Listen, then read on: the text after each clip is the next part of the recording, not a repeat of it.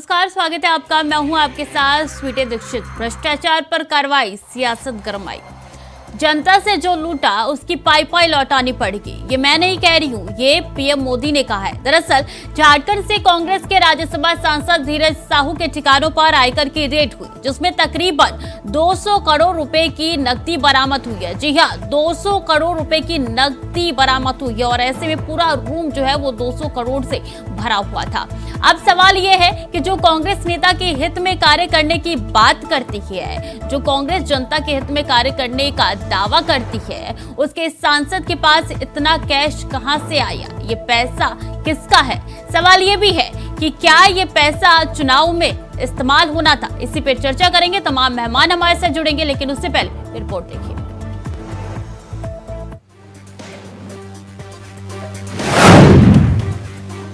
कांग्रेस नेता और राज्यसभा सांसद धीरज प्रसाद साहू के ठिकानों से इनकम टैक्स की छापेमारी में बरामद नोटों की गड्डियां क्या एक बड़े भ्रष्टाचार की पटकथा को लिख रहे हैं? खबरें यहाँ तक हैं कि करीब 200 करोड़ से ज्यादा की नकदी माननीय के ठिकानों से बरामद हुई है। मामला बड़ा है। ऐसे में पीएम नरेंद्र मोदी ने अपने सोशल हैंडल से खबर को टैग करते हुए लिखा कि देशवासी इन नोटों के ढेर को देखें और फिर इनके नेताओं के ईमानदारी के भाषणों को सुने। जनता से जो लूटा है उसकी पाई पाई लौटानी पड़ेगी, ये मोदी की गारंटी है। अब बीजेपी भी बाहें चढ़ाते हुए सियासी तोप का मुंह कांग्रेस के साथ साथ हेमंत सरकार की तरफ मोड़ चुकी है। भाजपाई सवाल पूछ रहे हैं कि ये पैसा किसका है, तंज कस रहे हैं ये कहते हुए कि कांग्रेस नेता के घर पर नोटों से भरी एक अलमारी को देखकर ऐसा लग रहा है कि ये किसी बैंक की तिजोरी है। ऐसे में साफ है कि कांग्रेस मतलब लूट और भ्रष्टाचार की गारंटी। मुझे लगता है जिस तरीके से कांग्रेस के नेताओं ने देश को लूट कर खोखला बनाया है, इसका ये बहुत ही छोटा उदाहरण है।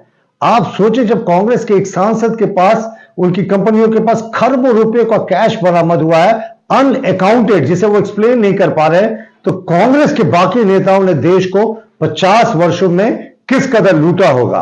हमारी मांग है कि धीरज साहू से जुड़ा मामला बहुत संगीन है। वो झारखंड से सांसद हैं और उनकी कंपनियों पर यह रेड हुआ है, तो इस मामले में अब ईडी और सीबीआई को भी सामने आना चाहिए और यह पता करना चाहिए कि यह खरबों रुपयों का स्रोत का क्या था। और यह तो सिर्फ कैश की बारी है, बताया जाता है कई खरब की इनकी अवैध संपत्ति भी है। वैसे कांग्रेस ने हाल के चुनावों में ईडी और इनकम टैक्स की कार्रवाई को राजनीतिक हथियार बताते हुए बीजेपी पर वार किया था, मगर अब भ्रष्टाचार के खिलाफ इस एक्शन ने झारखंड की सियासत में सत्ता पर विराजमान हेमंत की जेएमएम और कांग्रेस के माथे पर सर्दी में भी पसीना ला दिया है। बीजेपी सवाल पूछ रही है कि आखिरकार जब्त किए गए इतने पैसे आए कहां से? आखिरकार ये पैसा है किसका? सवाल ये भी कि क्या ये पैसा चुनावों में इस्तेमाल होना था? जो व्यवसायी होंगे उनके पास पैसे नहीं होंगे। हाँ, उनके अडानी अंबानी के घर में अगर देखा जाए तो हाँ, तो व्यवसाय जो करेंगे उसके बाद उनका जो व्यवसाय है कच्चे का व्यवसाय है, ये नहीं जानते लोग। हाँ, उनके पास डेली नगद पैसे आते हैं करोड़ों रुपए में। ये सारी चीज़ों को भी देखना चाहिए। ये भारतीय जनता पार्टी के लोगों को राज्य के हित से, राज्य के विकास से, राज्य की जनता के सुख दुख से कोई लेना देना नहीं है। इन्हें सिर्फ और सिर्फ कीचड़ उछालना है, यही इनका काम रह गया है। ऐसे बातों पर हम लोग ध्यान नहीं देते। सवाल ये कि क्या वाकई में ये पैसा झारखंड की आवाम की गाढ़ी कमाई पर लूट का सबूत है? सवाल ये भी कि क्या खनिज संपदा से पैसा लूटा गया है या कहीं झारखंड में ट्रांसफर पोस्टिंग उद्योग तो नहीं बन गया है? या फिर बीजेपी का वो आरोप सही है जिसमें दावा ये कि काला धन, अवैध खनन, शराब, जमीन घोटाले का सबसे बड़ा सबूत है? खैर, सच क्या है ये तो जांच की परतें खुलेगी तब पता चलेगा, मगर इतना जरूर है कि अब ये साफ है विपक्ष के लिए ये मुद्दा एक बड़ा सियासी हथियार बन गया है। Bureau report, India voice, Ranchi.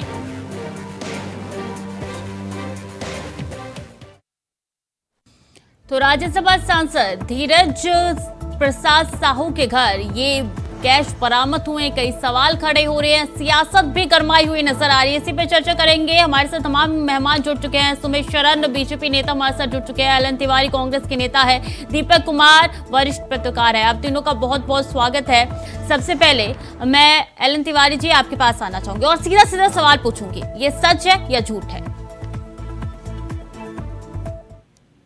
ये न मैं सच कह सकता हूँ न मैं झूठ कह सकता हूँ। मेरा उत्तर ये है कि जिस व्यक्ति के यहाँ 200 करोड़ रुपया, जैसा कि आप लोगों ने बताया, अगर निकला है और ईडी की जांच में ये या इनकम टैक्स की जांच में ये रुपए बरामद हुए हैं, तो सबसे पहले तो मैं निवेदन करूंगा कि धीरज प्रसाद साहू एक चाय पकौड़ी के दुकान वाले व्यवसायी नहीं, उनका एक लंबा चौड़ा परिवार है। गोपाल प्रसाद साहू उनके भाई हैं, उसके पहले उनके पिताजी थे। तो इस तरह से बहुत करोड़ों का उनका रोज का आना जाना है, रुपए का व्यवसाय उनका 2-3 राज्यों में चलता है। अब तो ये बात ज्यादातर सही तरीके से धीरज प्रसाद साहू ही बता सकते हैं या उनके जो कर्मचारी हैं वो बताएंगे, जो इसका लेखा जोखा रखते हैं, ये रुपया कौन है, कहाँ से आया। अब अगर बीजेपी को और यहाँ के विपक्ष और वहाँ के पक्ष को ये कहना है कि कांग्रेस पर अटैक करना है, तो धीरज प्रसाद साहू का नाम लिया जाना चाहिए। ये कांग्रेस बार-बार कहना। सुनिए, राज्यसभा सांसद कांग्रेस से ही है ना धीरज प्रसाद साहू, तो सवाल तो आपसे ही पूछे जाएंगे। नहीं, ये तो आप लोग तो ये कह रहे हैं कि ये पैसा जाना था चुनाव में, तो धीरज प्रसाद साहू, मैंने आपसे पूछा है कि पैसा चुनाव में जाना था या मैंने आपको बताया है? देखिए, जहाँ जहाँ चुनाव होता है देश भर में सब जगह से धीरज प्रसाद साहू पैसा भेजते हैं। हाँ, मैंने आपसे ये पूछा या मैंने आपको ये बताया कि ये पैसा चुनाव में जाना था या नहीं जाना था? आप खुद ही मुद्दा लेके आए हैं चुनाव का। ये मैडम निराधार है, ये तथ्य से और सत्य से परे है। ये बात धीरज प्रसाद साहू जी से सर्वप्रथम पूछा जाना चाहिए, वो इसका हिसाब किताब बताएंगे, उनके कर्मचारी बताएंगे। मैंने कहा ना कि वो चाय पकौड़ी का बिजनेस नहीं करते, एक अच्छे खासे बिजनेस है, ये पूरा प्रदेश और देश जानता है।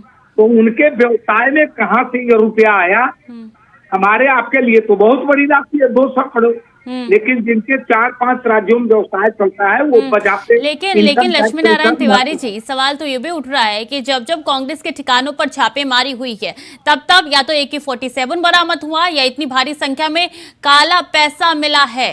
क्या कहेंगे इस पे आप? मैडम, ये कांग्रेस के दफ्तर से बरामद नहीं हुआ है। फिर मैं निवेदन करूंगा कि जो बयान आ रहे हैं या जो आप लोग मुद्दे उठा रहे हैं, बार बार ये कहना ये AICC और प्रदेश कांग्रेस के कार्यालय से रुपया नहीं उपलब्ध बरामद हुआ है।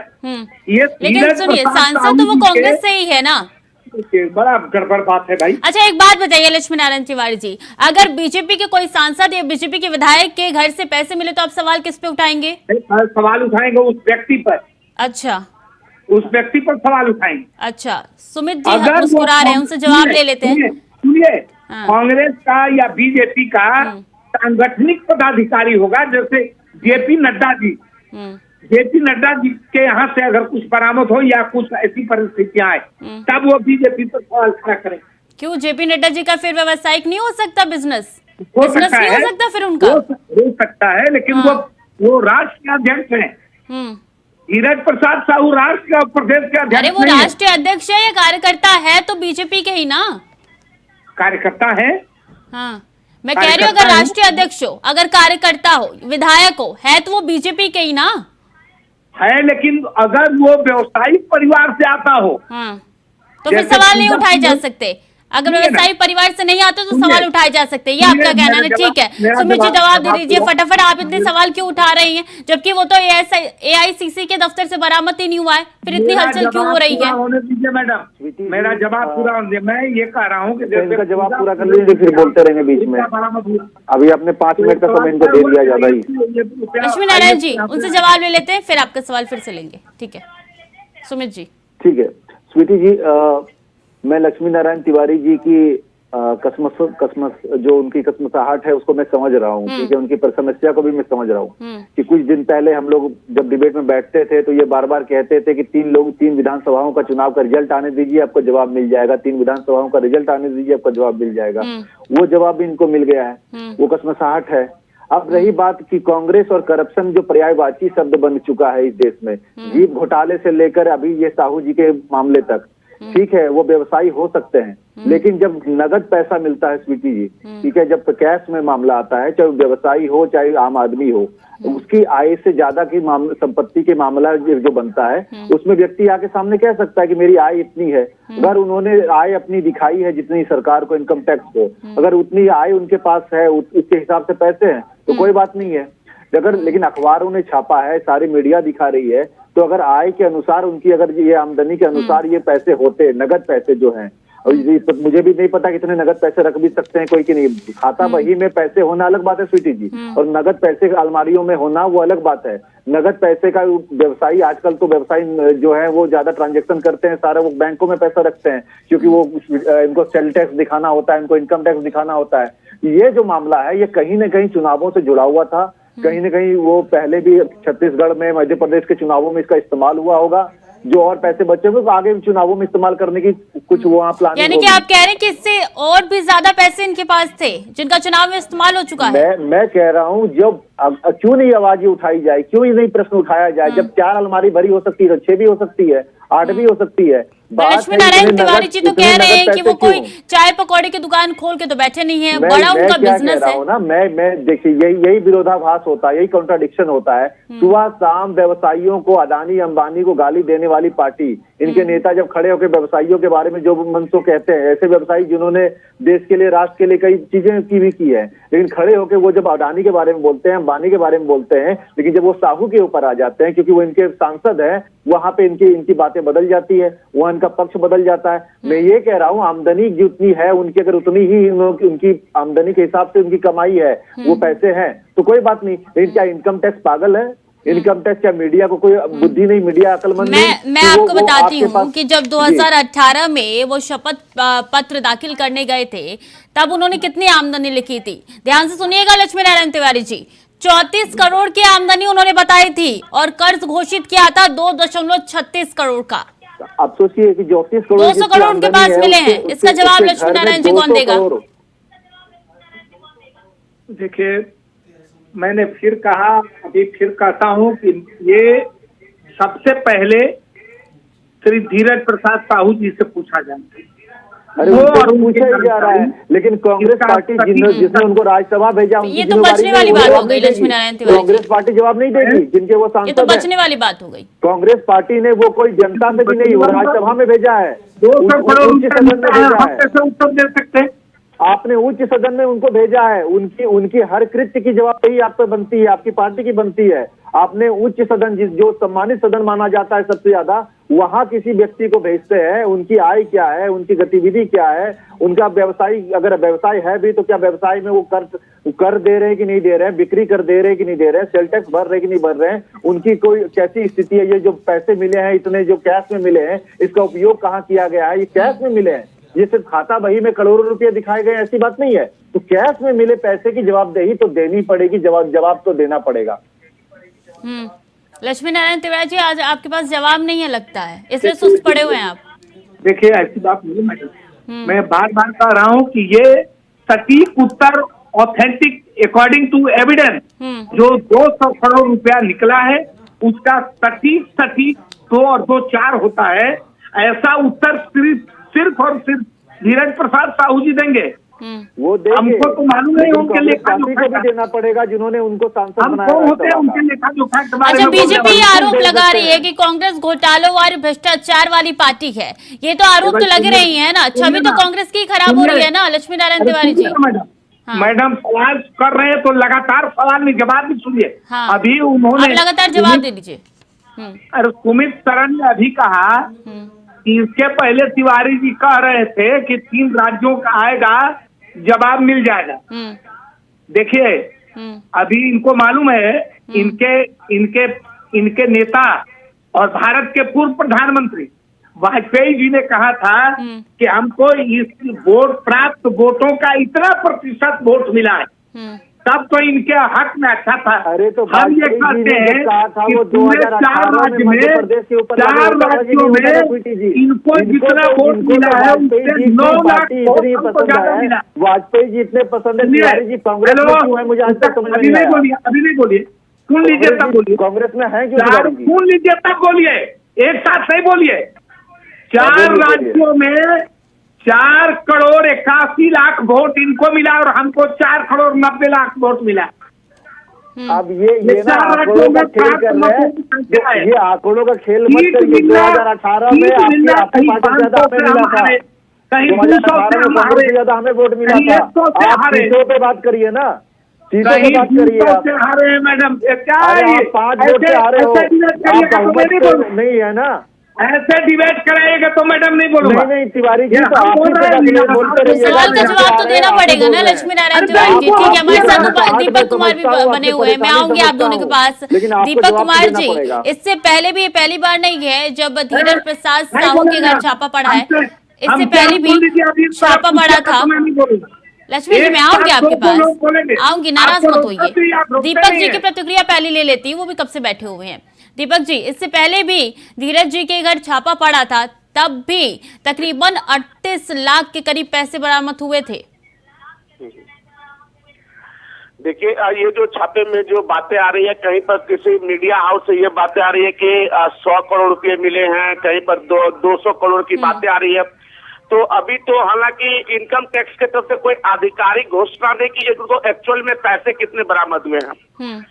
इस बात में भी दो मत नहीं है कि जो धीरज साहू का जो परिवार है वो बहुत लंबे समय से शराब व्यवसाय में बहुत बड़े व्यवसायी वर्ग से लोग आते हैं, लेकिन इन लोगों का हजारों का करोड़ों का इन लोगों का व्यवसाय है, टर्नओवर है, तो एक पॉइंट है। लेकिन ये बात भी सच है कि जो अभी मीडिया में बार बार आ रही है कि अलमीरा में एक अलमीरा पूरी तरीके से 500 के और 200 के बंडल से भरा हुआ है, तो वह कितनी राशि है जिसको लेकर के ये बातें, चूंकि संभावनाएं हैं। और चूंकि जो भाजपा के नेता कह रहे हैं कि अभी हाल में छत्तीसगढ़ में चुनाव हुआ, राज्यों में उनके चुनाव में खर्च हुए, वो पैसा यहाँ रखा गया, तो ये सारी संभावनाएं हैं। झारखंड के अंदर लगातार IT और ED के रेट जो है पड़ रही है गैर भाजपा पार्टियों पे, चाहे कांग्रेस हो चाहे JMM हो। आप देख रहे हैं खुद मुख्यमंत्री यहाँ के जो बार बार ED के रडार पे हैं। तो इसको यह भी देखा जा रहा है कि 2014 से जो भी अभी भाजपा की केंद्र में सरकार है, तो ED और IT के रेट हर जिले हर राज्यों में पड़ रहे हैं। लेकिन यह एक पॉइंट देखा जा रहा है कि किसी में IT और ED कार्रवाई नहीं कर रही है। जो भी अगर कोई दोषी है तो अगर उनके पास से आय से अधिक संपत्ति निकलती है या वो कोई ऐसी राशि निकलती है जो कि गलत है, तो उस पर कार्रवाई होनी चाहिए। कार्रवाई नहीं होता है, बल्कि देखा जाता है कि चुनाव के अंदर भाजपा उसको एक इश्यू बना करके उसका एक पॉलिटिकल बेनिफिट वो लेती है। तो यह चीज देखना, तो अभी चूंकि 2024 अब नजदीक है और लोकसभा का चुनाव होना है, तो ऐसे में इस तरह के अगर रेड पड़ते उसका एक कुछ रिजल्ट निकले कि वाकई में अगर वो पैसा अवैध है तो कार्रवाई हो, उनको जवाब तलब किया जाए। लेकिन एक रेड मार देना, लक्ष्मी नारायण तिवारी जी मेरी बात ध्यान से सुनिएगा, ये आरोप भी लग रही हैं। ठीक है दीपक जी, मैं आऊंगी फिर आपके पास। ये आरोप भी लग रहे हैं कि खनिज संपदा हो, कोयला घोटाला हो, शराब घोटाला हो, झारखंड में लगातार ये घोटाले हो रहे हैं और इन घोटालों से ही ये संपत्ति जब्त करके पैसे ऐंठे जा रहे हैं। क्या बोलेंगे? देखिए, ये सारी बातें दीपक जी एक मिनट, लक्ष्मी नारायण तिवारी जी बात रखिए। तो कार्रवाई होनी चाहिए ना, उस पर कार्रवाई होनी चाहिए। जो दीपक जी आऊंगी मैं आपके पास। बूकर खाने की तरह मैं जवाब नहीं दूंगा डिबेट में। जब हमको आप टाइम अलॉट करती हैं तो इनको रोकना होगा। हाँ, मैंने रोक दिया, अब आप जवाब दीजिए। रोक दीजिए मैंने, अब जवाब दे दीजिए। हम भी बोले और ये भी बोले, ऐसा नहीं हो। नहीं, चुप करा दिया मैंने दीपक जी को, आप जवाब दीजिए। नहीं तो कभी नहीं बोलना होगा। हमारे टाइम आवंटन में, अरे तो लिमिटेड टाइम होता है ना सर, लिमिटेड टाइम में होगा ना। आप अपनी बात रखिए, टाइम ऐसे भी वेस्ट हो रहा है। ठीक है, आप अपनी बात रख दीजिए, छोटे में रखिएगा। इनका बौद्धिक हम सुनने के लिए नहीं बैठे हैं। ठीक है, आप अपना सुना दीजिए। अब मेरा कहना है कि जब तक देखिए, आरोप लगाया जा सकता है, कुछ भी आरोप मुंह से लगा देना लगा दिया। अब चुनाव खत्म हो गया तो आपका तो छत्तीसगढ़ में रुपया जा रहा था, अब बचा हुआ है तो 200 करोड़ है। इसका मतलब चुनाव में गया 2-4 हजार करोड़ चला गया। ये आरोप लगाना बिना तथ्यों के आरोप है। अब रह गई बात कि जब तक धीरज प्रसाद साहू जी इसका उद्भेदन प्रकटीकरण नहीं करेंगे अपनी बातों का, वो उनको रखना होगा। वो जांच पड़ताल के बाद अपने कर्मचारियों से अपनी बात सुनकर के जो बताएंगे, या इनकम टैक्स जो रेड किया है वो आधिकारिक बयान दे कि इतना रुपया, कभी कुछ सुनते हैं कभी कुछ सुनते हैं, जैसा भी पत्रकार महोदय कह रहे, तो कितना रुपया निकला अभी जब यही उल्लेख नहीं है। बदनाम करना है तो जो बुझाता है बदनाम कीजिए। और अभी जो मैं कह रहा था, जो बीच में टपक गए, ये बार बार कह रहे थे, 2 बार कैसे हो गया कि 3 राज्यों का चुनाव। मैं तो कह रहा हूं कि आप बैठिए और सिर्फ इसी मुद्दे पर डिबेट कीजिए। आप ऑथेंटिक रिपोर्ट ले लीजिए कि 4 राज्यों में आपको कितने वोट मिले और 4 राज्यों में मुझको कितने वोट। आपके तो नेता कहते हैं कि कांग्रेस मुक्त भारत कर देंगे और नींद आपकी उड़ी हुई है। तो ठीक है, जवाब ले लूं। अब एगो छापा मारा गया है। हाँ। निकला है। धीरज साहू से बात इसका स्पष्टीकरण ले लीजिए और तब इस मुद्दे पर किसी दूसरे दिन डिबेट रखिए। कि एक बार 1-2 महीना पहले डॉक्टर रामेश्वर उरांव वित्त मंत्री के यहाँ भी छापा पड़ा था। क्या हुआ उसका? हल्ला तो हुआ, हल्ला ठीक है तो हुआ। लक्ष्मी जी, ठीक है, अब जवाब ले लेते हैं सुमित जी। जी, लक्ष्मी जी ने बोल दिया है। उनकी वो जिस तरीके से मीडिया को धमकी देके चुप करवाते हैं, ये कांग्रेस की अपनी परंपरा रही है। यही सबसे सारी जमीन जो खिसक रही है ना, इससे इन लोग परेशान हो गए हैं। अब ये मेरे बीच में भी ना बोले हैं स्वीटी जी, ये भी आप सुनिश्चित कर लीजिएगा प्लीज। आपसे आग्रह है, मैं आपको धमका नहीं सकता, मैं विनम्र आग्रह करता हूँ। मैं एक बात ये कहता हूँ, मैंने इनकी सारी बातें सुनी। मैं एक बात पूछ रहा हूँ कि मैं, चलो जीप घोटाले की मैंने बात की, देश का पहला घोटाला किसकी सरकार थी? कांग्रेस की।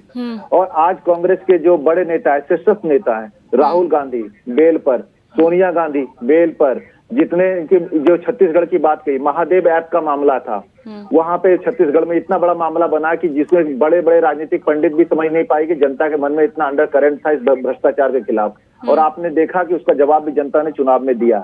और चुनावों के जो आंकड़े ये बताते हैं ना, तो उसमें ये समझ लें कि तेलंगाना को भी जोड़ के ये बताते हैं। तेलंगाना में हमारी जो थी, हमारी पार्टी ने 1 से 8 में, वो हमारी पार्टी ने वहाँ विकास ही किया है। लेकिन ये सबसे पुरानी पार्टी होने का जो दम्भ भरते हैं, वो 1980 में बनी एक पार्टी से किस प्रकार परास्त होते जा रहे हैं लगातार, ये भी इनको समझना चाहिए। और अगर वो सिर्फ समीकरण की बात करेंगे तो 2018 में इनकी सरकार बन गई थी कांग्रेस की मध्य प्रदेश में, लेकिन वोट हमें मत प्रतिशत हमारे पास ज्यादा था। लेकिन वो मैं उस पर नहीं आ रहा। मैं यहाँ कह रहा हूँ कि जब जहाँ धीरज साहू जी के घर में छापा पड़ा है, कैश में पैसे मिल रहे हैं, वो राज्यसभा के सांसद कांग्रेस के हैं, तो आप कैसे नहीं मान सकते कि कांग्रेस के सांसद कांग्रेस पार्टी सुमित जी जल्दी से बता दीजिए क्या कार्रवाई की मांग करते हैं? कांग्रेस, और ये लोग जो बार बार कह रहे हैं ना कि ईडी ने यहाँ छापा मारा, इनकम टैक्स ने वहां छापा मारा, अरे छापा मारा तो ये बताओ ना कि कुछ मिला कि नहीं मिला। और ये लोग उस स्टूडेंट की तरह हैं जो घर आके जब पिता पूछता है कि बेटा तुम पास किए या फेल किए, तो बोलता है कि रोहन भी फेल कर गया, सोहन भी फेल कर गया, रमेश भी फेल कर गया। लेकिन वो अपना बताओ ना कि तुमने क्या किया। तो पहले इन्हें अपना बताना चाहिए कि इनकी पार्टी के लोगों के यहाँ जहाँ छापा पड़ रहा है वहां मिल रहा है या नहीं मिल रहा है। ईडी अपनी कार्रवाई कर रही है, न्यायपालिका अपनी कार्रवाई कर रही है, बीजेपी उसका जवाब देने के लिए जिम्मेवार नहीं है। आईटी और ईडी भी अपनी जांच कर रही है, कार्रवाई भी उनकी तरफ से की जा रही है। बहुत बहुत धन्यवाद सुमित जी आपका भी, लक्ष्मी नारायण तिवारी जी आपका भी हमारे साथ जुड़ने के लिए, और दीपक कुमार जी आपका भी बहुत बहुत शुक्रिया हमारे साथ जुड़ने के लिए, अपना अपना पक्ष रखने के लिए। तो सवाल कहीं उठ रहे हैं क्योंकि धीरज प्रसाद साहू के घर से 200 करोड़ रुपए कैश मिले, जो कि कम आंकड़ा नहीं होता। ऐसे में बीजेपी लगातार हमलावर है, कांग्रेस सरकार पर पूछ रही है कि पैसे कहां से आए। अब देखते हैं कि कांग्रेस इसका जवाब क्या देती है। फिलहाल के लिए चर्चा में इतना ही। खबरें लगातार जारी है, देखते रहिए इंडिया।